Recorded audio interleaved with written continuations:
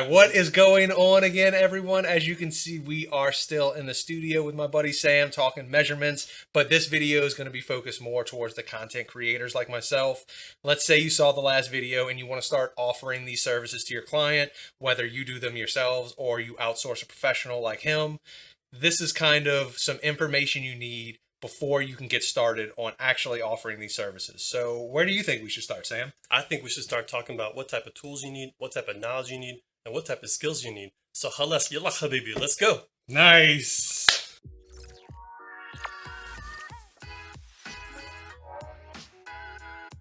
Welcome back. As we talked about, this is for those content creators, and I think the very first topic matter we should try and talk about is responsibilities as a creator. Hold on. Before we get too far into this video, let me just interject again one more time to say that during the interview, you're going to see some focus pulsing. That's because I forgot to switch it over to manual focus. I left it in autofocus mode, and I apologize for that. I cut the majority of it out. There's only a few little sections left, but the information there is relative, so I kept them in. That being said, back to the video. What responsibilities would fall on you if you chose to do it yourself instead of hiring a professional? So, Sam, can you talk us through any of that? Sure. When you're measuring homes for realtors, you're really providing them with the square footage of the property. So you both share responsibility within that. And you should know what you're doing when you're measuring homes. That makes sense. Obviously, it makes sense. And as we talked about in the last video, there's way more to it than just simple math. There are actual things going on that I don't know about that he knows all about. So to get into it, the very first topic matter, let's go tools of the trade. So let's talk measurement tools in particular.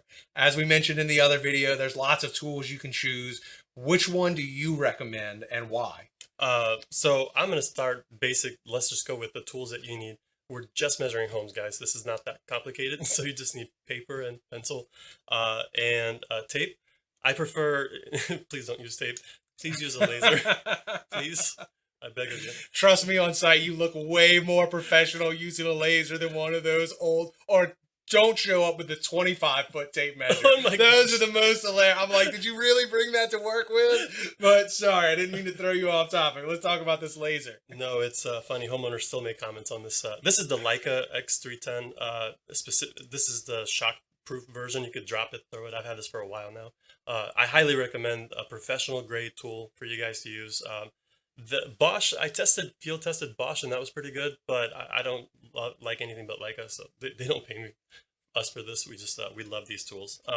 So this is the most accurate, plus or minus 2 millimeters, so I think at a distance of 200 feet, I believe. I may be wrong about that. And a calculator, because you could do it in your head or your phone, but why? Dedicated piece. And so the other thing that has evolved, so I make jokes about clay tablets. You know, our office use a lot of paper, and so but now I've gone digital, and so we should go digital. I think everyone should go digital. I personally use this books by Onyx called the Note Air, and I love it. And I use the Lamy All-Star pen, and this pen actually is interesting. It has an eraser. I don't know if you can actually see it. It has a little eraser button, which I think. It turns, this is a magnetic tip I've come to find from smashing it on the ground. I think it's a magnetic tip. And this just, I believe, just changes the polarity or something in order to erase. It's really cool. And the tip lasts maybe about a month in my hands. So I know that's like, I got a Wacom tablet with the little thing, and just the more you use it, the more it's surprising how much plastic just kind of wears down and fades away over time. Yeah. But luckily, what are they, dirt cheap? Probably like $10 for a pack of 5 of them. I actually bought the Remarkable 2 tablet to test, field test, and I chose the books by Onyx instead. This particular device has a light on it, and it so when I walk into attics, for example, I don't no longer have to turn lights on because paper doesn't glow in the dark. So the other thing I personally like about the Lamy pen is that I actually keep the cap here on my shirt, and I just put it here so I can have my hands free when I'm measuring a property. I can use this guy and move on with my life. Let me see that pen real quick. Actually, let me see the top of it. Look at that clip on there. Look, everyone who has used a pen knows how horrible the clips on them are, and eventually they will all break. But this thing is like, It's like solid. I don't know if I can get a close-up Oh, that view of clip is that. amazing. The Yeah. clip Clip makes is it sick. worth it, man. Yeah. Look at that thing. It Yeah. looks so solid. I like that pen. Nice recommendation. I think this was like $130, but Just the pen? yeah, yeah. Man, maybe not such a great recommendation. Yeah, as far as tools go, that's the other argument against it is that this was $500, but I use it every day. Everything is digital, and everything is always backed up. And if this drops, I have some paper in the car that I can still move on with my life. This is an absolute beast of a tool. I would not go without it. To be fair, though, you said $500, and if most of the people out there are probably using like an iPad Pro since they're photographers, a lot of people are using Cam Ranger as a program, so they automatically have that iPad on them. But that obviously costs way more than that. So I think $500 is a pretty reasonable price for something of such magnitude, something that you use so often, and every single day, every house you walk into, you touch it, you use it. So some things are worth the price. I'm still out on judgment for the pen, but the pad definitely. I'm definitely in for the pad. Well, this is this is a professional upgrade, if you will, right? So this came with its own pen, but it doesn't have an eraser on it. It doesn't even have an eraser on the back. Like the Remarkable 2, for example, had an eraser on the back. You could just flip it and erase it. It was pretty cool, but it didn't have a light. They didn't put a backlight on it. So, but this tool, though expensive, it has an eraser right on it. You could hit it, and that's the only reason why my drawings look so clean now. So, yeah, I highly recommend going digital, guys. Absolutely. So you just mentioned the Remarkable 2, and why, since you actually field tested both of them, let's say the top 3 reasons you chose this over the Remarkable 2 for your everyday field work. Top 3. All right, I've got 2 straight up off the top. That'll work. 2's good. Yeah. The Remarkable 2 does not have a backlight. And so that's absolutely crucial when doing this type of work. You mentioned iPad earlier. I'm not convinced. I'm not sure that maybe an iPad has a pen that you can enter into a drawing field, and that would work. This is effectively what this is. It's something I could draw into. It's just it doesn't have color on it. It doesn't have any other. Well, it does have other apps on it actually. I just don't use it as such. But for me, this had a backlight on it, which was absolutely crucial. I could walk in and out of attics. I could walk in and out of dark spaces, light spaces, wouldn't have to turn on lights anymore. The Remarkable 2 didn't have a way to do, like, I can't, maybe we can show them cut in later or whatever, but this has a function where you can draw straight lines.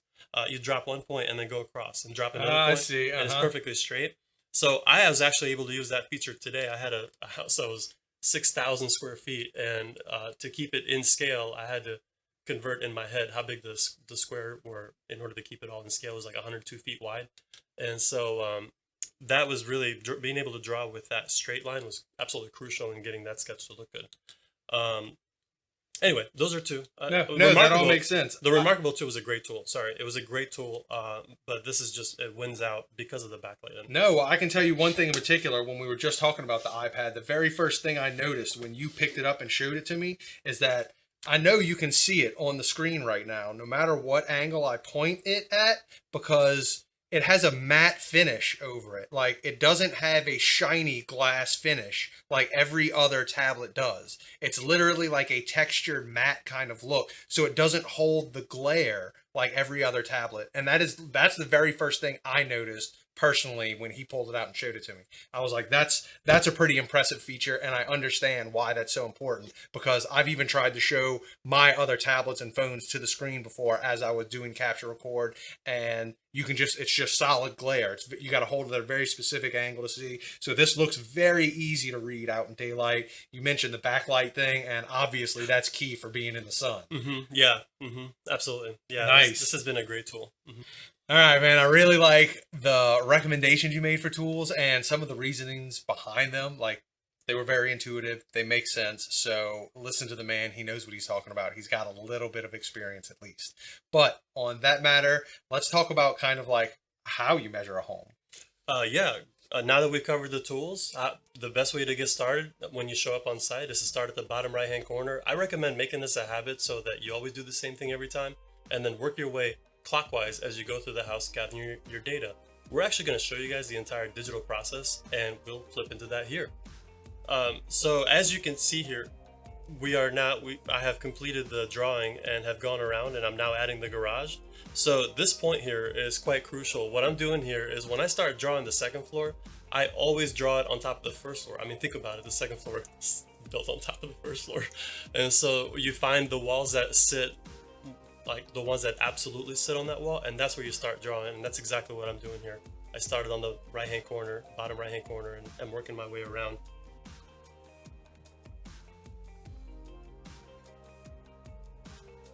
Okay, so as you can see here, the home actually has what we call a cantilever. It overhangs on the back of the property. And so this point was measured by extracting out from these two walls here, but it actually overhangs and goes over the property. So that's a crucial point. If you're measuring the home from the outside and you physically saw that, like as you look up, as you should be doing, then you should note that as it's going across the bay, and note that it doesn't actually match the bay. We had an error recently from a guy that thought that it went to the bay, and then but it didn't. And so you got to pay attention. And so in this case, when I was Good point. so in this case, when I was walking around the outside of the property, hopefully I made those notes. I didn't have that with me here. But I need to double check all my numbers and make sure that they all match. And so at this point, we are choosing the areas that belong to the second floor. And right now we are choosing the areas that belong to the first floor, and then soon we will choose the areas that belong to the garage. And this creates the calculated square footage, the GLA. I move the second floor over to the side, clean it up a little bit here, make sure that all the numbers make sense and that they show properly. And so I'm kind of a fanatic about making sure that all my numbers look really good. And so I move all the numbers to make sure that everyone can see them clearly. Anyone following my work should be able to recreate something from scratch. And there you go. Save the file and we are done. We're ready for the next step. Man, that's a good point that you make, cleaning it up at the end. A lot of people don't really think about that, but keep in mind that this is a deliverable product, and I know you're working through the process, and to you it makes sense if those numbers are kind of jumbled up next to each other, but maybe this is someone who's never seen a floor plan before, or just is having a hard time delineating between those two. Cleaning up the product the way you were moving the numbers down and forth, like that really makes a really good final product when you're delivering it to someone. So I'm glad you pointed that out. Oh, thank you. Very good point. Yeah, no problem. So after you're done with this point, you've got a created floor plan, if you will, or is this just the measurements? Oh, no. At this point, we've only gone so far as to create the calculated square footage of the property. At the very next video, we're going to show you guys where we go through AutoCAD and Revit in order to create the final floor plan that goes to the client. All right, so why wait? Let's just go ahead and jump into that right now. Now that we've covered how to measure a house and how you go about the sketch creation process in Apex to get to the square footage, this is the next step that we go through, that our team goes through to create a final product. We use AutoCAD to begin with, and as we've shown you here, and we finish the product in Revit, and that's where we do the final export model that we send out to client. So if you guys didn't want to go through all that work, you could just send it to our team. sam.ogranaja@yoursolution.al, and we can help you guys out. Yeah, I'll definitely put a link to that in the show notes down at the bottom, so check that out if you need that link. It is much easier to pay his team to do it than to keep up the subscriptions on all of those programs and figure out how to do it yourself. Trust me.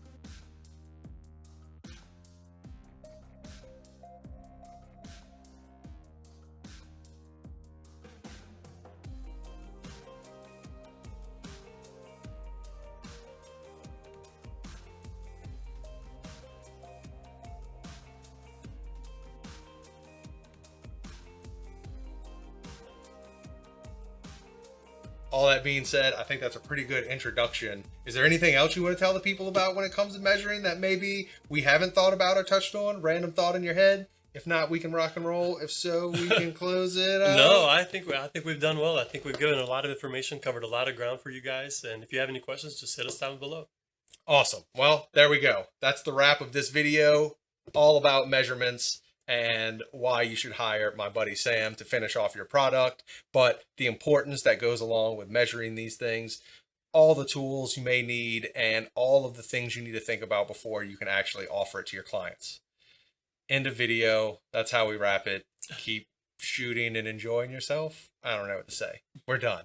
That's it. Boom. And winging it and winging it well, winging it and winging it and winging it well, winging it and winging it and winging it well. You take it over now. Boom, let's go.